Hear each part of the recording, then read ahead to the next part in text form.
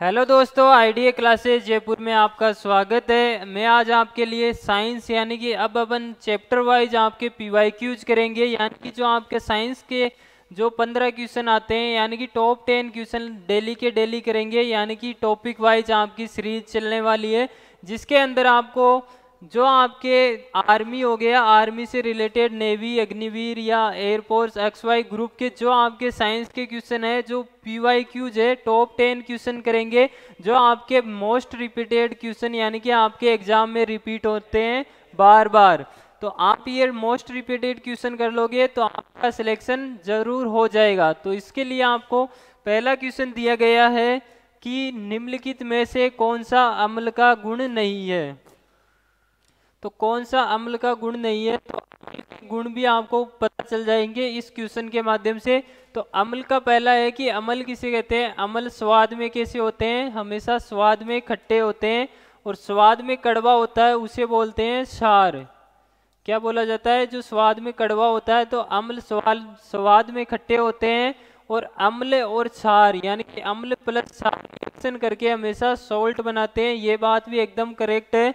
तो पहली बात आपको अम्ल के बारे में ध्यान रखना है कि अम्ल क्या होते हैं, स्वाद में खट्टे होते हैं, और अम्ल और क्षार मिलकर किसका निर्माण करते हैं, आपका साल्ट यानी कि लवण का निर्माण करते हैं।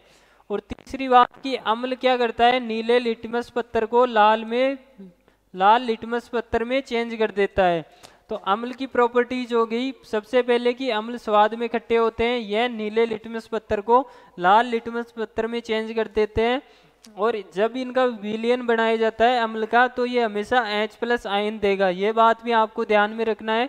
तो इसका आंसर कौन सा हो जाएगा, आपका अम्ल यानी कि जो गुण नहीं है, तो ये गुण है आपका क्षार का है, तो ये इसका आंसर हो जाएगा ऑप्शन नंबर बी। इसके आगे चलते हैं नेक्स्ट क्वेश्चन पे। नेक्स्ट क्वेश्चन दिया गया है कि म्यूरेटिक अम्ल का वैज्ञानिक नाम क्या है। तो आपको दोस्तों पता होना चाहिए, जो आपका म्यूरेटिक एसिड है इसको बोला जाता है HCl होता है, जो आपका हाइड्रोक्लोरिक अम्ल होता है इसी को आपका म्यूरेटिक एसिड बोला जाता है। तो किसको, जो HCl होता है, आपको बताया ये आपके स्टमक में भी स्रावित होता है HCl अम्ल। ये जो म्यूकस झिल्ली होती है वही तो आपके HCl को, जो आपके स्टमक में होती है म्यूकस मेम्ब्रेन, वो यानी कि वो इसको कंट्रोल करने देती है, अन्यथा ये अपने शरीर को जला भी सकता है। यानी कि जो, क्योंकि इसका जो आपका HCl एसिड होता है, इसकी सारी जो अम्लीयता बहुत अधिक होती है, प्रबल अम्ल होता है ये आपका म्यूरेटिक यानी कि HCl। तो इसको जलने से बचाने के लिए कौन सी झिल्ली का यूज किया जाता है, आपका म्यूरेटिक म्यूकस झिल्ली का यूज होता है। उसके बाद में नेक्स्ट क्वेश्चन दिया गया है कि कौन सा दुर्बल अम्ल पानी में घुलने पर H+ आयन देगा। तो ये भी आपका अम्ल का एक गुण है कि जो H+ पानी में घोलने पे H+ आयन कौन सा देगा, अम्ल देगा, क्षार देगा या लवण। तो कौन देता है, आपका अम्ल। तो यानी कि दुर्बल अम्ल पानी में घुलने पर करता है। तो कौन सा एसिड है आपका, जो ये पूछ रहा है कि कौन सा एसिड आपका प्रबल अम्ल है, दुर्बल अम्ल के बारे में पूछ रहा है कि कौन सा आपका दुर्बल अम्ल है। तो जितने भी आपके जो HCl हो गया, ठीक है, ये तो हो गया HCl, ये नाइट्रिक एसिड हो गया HNO3, ये आपका H2SO4 हो गया, ये सारे के सारे क्या है, आपके प्रबल अम्ल है। जो आपके जो कार्बनिक यानी कि कार्बन से बने जितने भी आपके एसिड है वो आपके कैसे हैं, दुर्बल अम्ल है। तो इसका आंसर हो जाएगा ऑप्शन नंबर बी। तो इसका आंसर कौन सा हो जाएगा, ऑप्शन नंबर बी, ये आपका दुर्बल अम्ल हो जाएगा। आपका एक तो एसिटिक एसिड होता है दुर्बल अम्ल, और एक होता है आपका कौन सा, कार्बोनिल अम्ल। कौन सा, ये भी आपको ध्यान में रखना है, कार्बोनिल अम्ल। जो कार्बन से बने होते हैं वो आपके अम्ल कैसे होते हैं, दुर्बल अम्ल होते हैं। एक तो एसिटिक और कार्बोनिल अम्ल, यानी कि आपको दुर्बल अम्ल में ध्यान रखना है। तो एक बात होगी, और प्रबल और दुर्बल अम्ल क्या होते हैं। जो प्रबल अम्ल होता है, जो यूनिवर्सल इंडिकेटर होता है, इनका जलीय विलयन बनाया जाता है। जो जितना ज़्यादा H+ आयन देगा उसकी अम्लीयता अधिक होगी, यानी कि वो दुर्बल अम्ल कहलाएगा। और जो जितने कम अम्ल यानी कि H+ आयन देगा वो दुर्बल अम्ल की कैटेगरी में रखा जाएगा। अब जो आपके एग्जाम में सबसे ज़्यादा रिपीटेड क्वेश्चन है, जो बार बार आता ही रहता है, जो एक्वारेजिया होता है, क्या कहलाता है, एक्वारेजिया होता है कि ये जो आपके गोल्ड हो गया, और प्लेटिनम हो गया। जो आपकी महंगी धातुएं होती है इनको गलाने यानी कि पिघलाने के लिए यूज किया जाता है एक्वा रेजिया। तो ये एक्वा रेजिया होता क्या है वास्तव में, ये भी आपको पता होना चाहिए। वास्तव में होता क्या है कि इसमें जो आपका होता है एक तो HNO3 और आपका HCl, दो एसिड का मिश्रण होता है और उनका रेशियो होता है 1:3। ये आपको ध्यान रखना है एक्वा रेजिया के लिए कि HNO3 है आपका नाइट्रिक अम्ल और HCl अम्ल का रेशियो होता है 1:3 होता है। इस रेशियो को मिलाकर जब ये विलयन बनाया जाता है सॉल्यूशन, तो आपका ये क्या है गोल्ड और प्लेटिनम जैसी धातुओं को पिघलाने के लिए यूज किया जाता है एक्वा रेजिया। उसके आगे क्वेश्चन है कि एक सांद्र अम्ल को तनु करने के लिए हमें क्या करना चाहिए। कि मान लो कोई सांद्र यानी कि कंसंट्रेट एसिड है, उसको तनु करना है यानी कि थोड़ा और यानी कि उसकी तनुता बढ़ानी है, यानी कि उसको क्या करना है सांद्र से तनु करना है, यानी कि गाढ़ा है उसको आपको पतला करना है। तो क्या करेंगे, तो इसमें आपका प्रोसेस होता है, वो एग्जामिनर आपको कंफ्यूज करेगा। कैसे करेगा कि इसमें देखो सेम चीज़ें दे दी, यानी कि अम्ल में पानी मिलाना और पानी में अम्ल मिलाना। अगर आपको करेक्ट नहीं पता है तो आप इसका आंसर गलत कर सकते हो। कैसे कि इसमें क्या होता है अम्ल में आप पानी में आपका सांद्र अम्ल मिलाया जाता है, और ये जो प्रोसेस होती है ये किस प्रकार की क्रिया होती है, ये आपकी होती है ऊष्माक्षेपी, यानी कि इसमें ऊष्मा का बहुत तेजी से उत्सर्जन होता है जब आप यानी कि पानी में सांद्र अम्ल मिलाते हो। अगर आप जस्ट इसका उल्टा कर देते हो तो ये बहुत भयंकर हो जाती है, यानी कि ये प्रोसेस भयंकर हो सकती है। और तभी आपके देख रहे हो कि जो इनका ऊष्माक्षेपी अभिक्रिया होती है, जैसे आपको यानी कि पानी के अंदर आपको एसिड मिलाना पड़ेगा, उस पानी की जो आपकी प्रक्रिया है उसको भी हिलाते रहना है और थोड़ा थोड़ा अम्ल डालना है। तो ये ऊष्माक्षेपी प्रक्रिया है। इसके कारण अगर आप ऐसे ही डाल देते हो तो इसका कारण ये हो सकता है कि जिस आप प्रक्रिया को पकड़ रखे हो उसमें से एसिड बाहर निकल सकता है, उत्सर्जन हो सकता है ऊष्मा का, और यानी कि वो परख नली भी फट सकती है।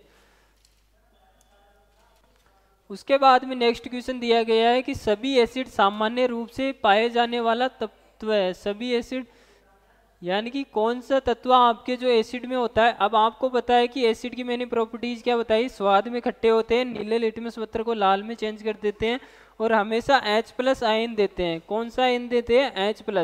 तो H+ की यानी कि हाइड्रोजन की तो इसमें क्या होती है भरपूरता रहती है, सबसे ज़्यादा H+ आयन होते हैं। तो सामान्य रूप से यानी कि कोई भी एसिड हो उसके लिए प्रॉपर्टीज है H+ आयन। तो कौन सा तत्व होना जरूरी है, आपका हाइड्रोजन होना आवश्यक है। उसके बाद में नेक्स्ट क्वेश्चन है, लिटमस एक प्राकृतिक अम्ल क्षार संकेतक है जिसे डैश से प्राप्त किया जाता है। अब जो आपका कर दें, तो दोस्तों अपन बात कर रहे थे कि लिटमस एक प्राकृतिक अम्ल क्षार संकेतक है जिसे प्राप्त किया जाता है।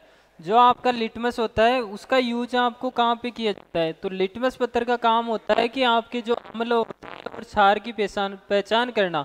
जैसे आपको सॉल्यूशन दे दिया या फिर अम्ल या क्षार दे दिया गया है, तो आप कैसे पता करोगे कि ये अम्ल है या क्षार है। तो इसके लिए आपका यूज होता है कौन सा, लिटमस पत्थर। तो ये किससे बनता है, ये आपके जो थैलापाइटा समूह है उसका लाइकेन होता है, लाइकेन पौधा होता है जो प्लांट में आता है, उससे आपका लिटमस पत्थर बना हुआ होता है। ठीक है, आगे नेक्स्ट क्वेश्चन पे बात करते हैं। नेक्स्ट क्वेश्चन है कि अम्ल और क्षार सूचक नहीं है, तो इनमें से कौन सा। अब आपको एग्जाम में ये भी ध्यान रखना है कि जो आपकी अम्ल और क्षार की पहचान किया जाता है तो उसके लिए यानी कि जो इंडिकेटर होता है, तो अम्ल यानी कि सूचक कौन कौन से है वो भी आपको एग्जाम के लिए याद रखना है। तो सूचक कौन कौन से है, पहला सूचक है आपका एक तो फिनोल्फेथलीन, फिनोल्फेथलीन। ठीक है, पहला सूचक ये है। उसके बाद में आपका दूसरा है कौन सा, मेथिल ऑरेंज।